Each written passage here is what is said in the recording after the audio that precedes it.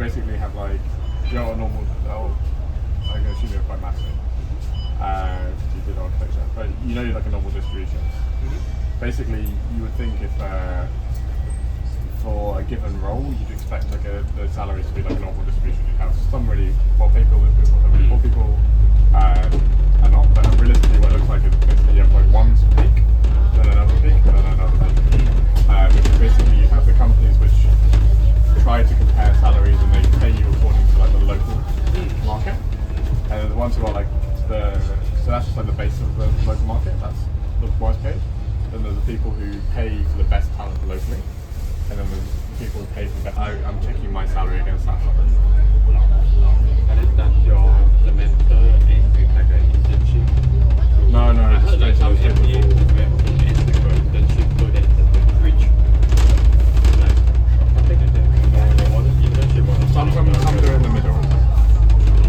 Like the 2-year program, you would do it between the 2 years. But for me, it's straight at the end. I'm hoping my experience before is like valuable. But yeah, so it's going to be hard. I think there are some people who value it, but it's quite hit and miss. Especially the teams that I'm trying to join. It's like they have like 5 people in their team, so like you have to be quite lucky where they actually. Like, there's going to be a lot of companies I talk to and they just go, oh yeah, this year we're just not hiring. Next year we'll hire.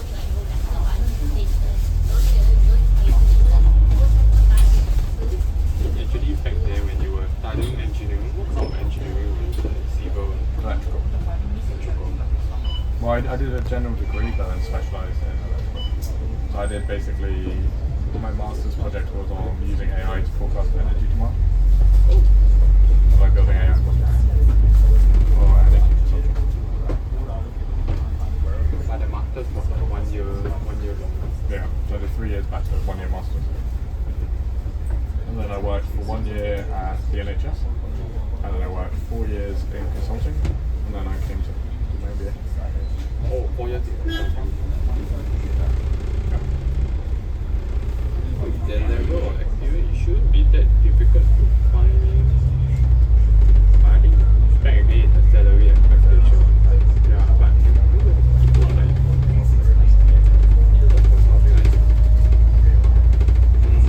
mid-level, the job market now, that's entry level. Yeah. For like. I'm hoping I'm on the right side of the AI. I heard that like mid experience is still not that bad. And it's kind of a bit of a weird, like I said, there's certain people who value the international experience, and then there's some people who value more like local expertise. Because I have mostly worked in the US, Europe, and the UK. And I've got like much like Singapore experience, and there's some people who want Singapore experience. But then there's also others, like I spoke to a company, a Singaporean company, and they're basically, the CEOs just changed, and they're having a problem because the culture is very Singaporean. It's quite risk averse, it's very slow, it's not really, they're not really thinking about this in terms of like solutions, so they're thinking about it in terms of like individual products, and not really thinking about who do we collaborate with, how do we change what we do, they're just doing what they do well. And she wants to essentially get someone like a right-hand person to drive some of that change, and they want that person to be foreign because then that brings like a bit more than usual and a bit more different energy, rather than bringing in someone who's like Singaporean but then just will behave the same way. So there is some people like, and that would pay better because they deliberately want someone abroad, right? But it's kind of it's a bit of like hard work to find those opportunities to talk to people. That's what I've been doing like the last 2 months, that's what I'll do the next 2 months. And then there's obviously the multinationals who are still quite good employees. I'm just curious, like in your studies aside, like job hunting aside, what kind of interests or hobbies that you continue with, that go along with you here?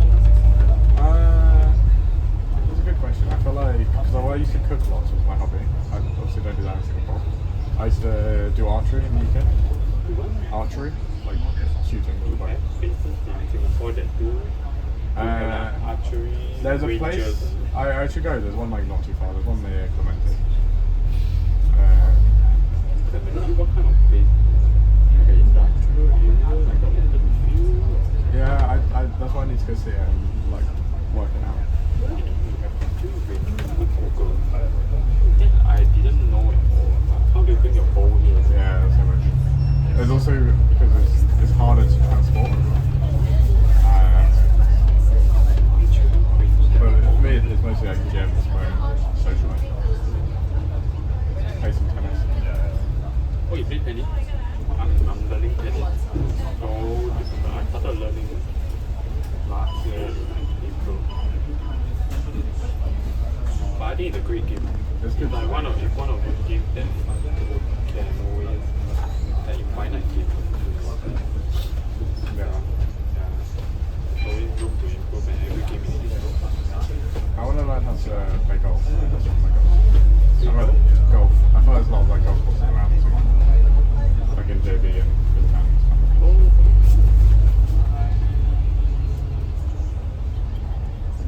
I have one friend that I know that plays golf, but I'm very close to him. What draws you to the golf? I just feel like it's like a good business thing. It feels like a good business model. Just for like the networking stuff. I'm like, I was finding I was getting to the point where I'm now old enough that people want to play golf. And I think just for like, especially if you're on professional services, I feel like a lot of people play golf. I think if you are good at tennis, golf should be easy. Because I tried once before at the range, and the swing, I did a lot of also. But back then, that was before I learned tennis. So, but I think if you are good at tennis, you should be quite easy. But the problem with learning golf here is you need a country club membership, or you need to know someone that has a membership and access to the golf range. And we might have a lot of golf range. We used to have more, but the country is taking back the land. We used to have a popular golf range at near, Vivo City, there used to be one.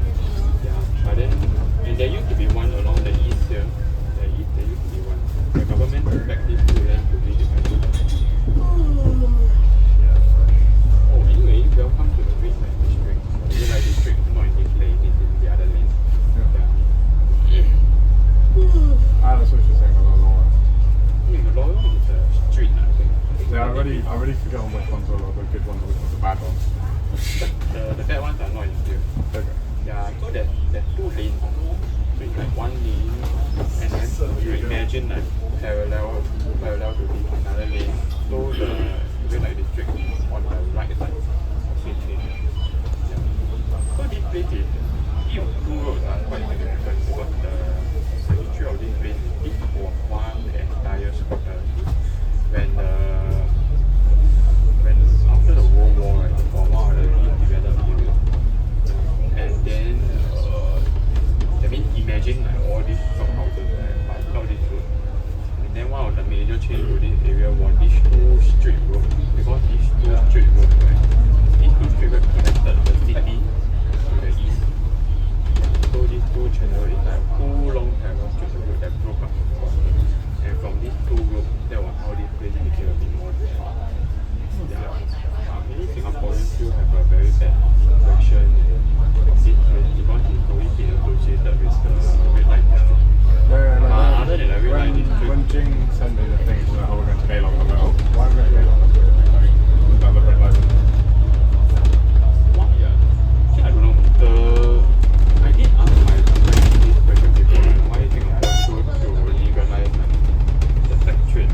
Yeah, because like, it's very contrary to... I feel some people have this theory that says that because of the legalization of the sex trade, it reduced a lot of like sexual crime. Yeah, but how true is it? I can... But the bigger question is that the bigger challenge was that because other than the sex trade, which is legalized, what the government is trying to do is to shrink